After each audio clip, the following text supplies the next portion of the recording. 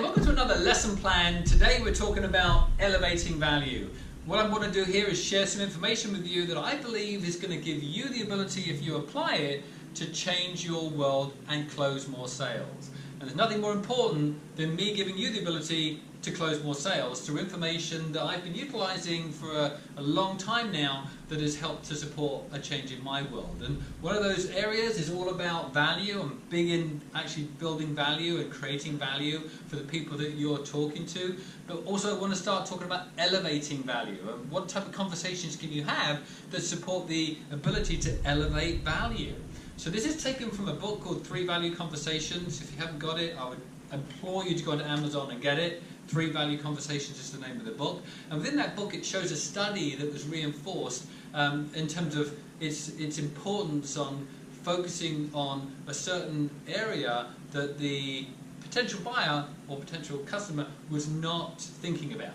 And when you actually share something with somebody that they hadn't considered that's in their interests, you start to elevate value and you start to attract them more towards you and you start to outsell the competition. So that's exactly what I want you doing. That's why I'm sharing this information. So what we're really reinforcing is sort of unconsidered needs. What is it that you can share with your client, potential buyer, that they hadn't thought about, or that was something that they hadn't really been focusing on, or that they've been working around, and that's really going to elevate your pitch or your presentation or your information to that person and attract them more towards wanting to partner with you. So what exactly is an unconsidered need?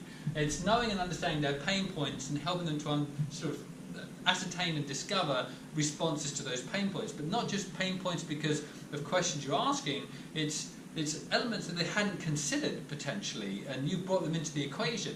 The more you can bring something else to the equation that reinforces that they are being thought of differently than just responding to what they've asked for, the more you're going to bring them and pull them towards you. So that's really what we're focusing on here. It's talking about things that they problems they didn't know they have, or needs that they haven't met or they've been working around. So the number one thing is an undervalued need. What's an undervalued need? It's exactly what we're saying.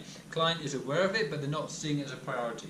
What could be an undervalued need? It could be anything that's linked to your industry. You need to think a little bit about what an undervalued need could be and get a better understanding of what it would mean if the person you're talking to didn't respond to that. Is there something in the future that's coming down the road that's going to affect them in a different way, and that they're not aware of that? And although they've been undervaluing that need, now is going to be an issue because of a change in some policy or procedure or something or a change in the fact that there's a competitive market and other people are doing something that they felt wasn't that important. That's what you want to start considering. The other thing is an unmet need. This is a need that could be fulfilled better, but they've been working around it. They don't really feel it's a priority. They've just been sort of focusing on sort of working around it and not be an issue.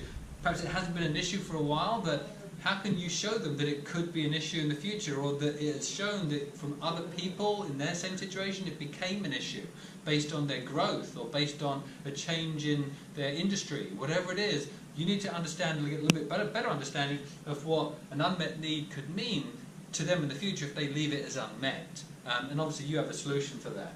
And then unknown needs. This is something that they aren't even aware they have a problem. And so it could be, again, they've been busy doing the same thing and there's a new feature that's come out and a particular solution you offer that could actually help them to do it so much better. And therefore they've got a better understanding now of how they can improve the speed of what they're doing perhaps, or they can be doing something more cost effectively, or it can be more reliable, they can attract more clients to them. But what is a potential unknown need that you can incorporate into the conversation that gets them thinking a little bit differently? It's all about changing someone's base of thought for their own interests, showing that you are thinking more holistically about everything rather than just the one criteria response that is going to respond to what they're looking for.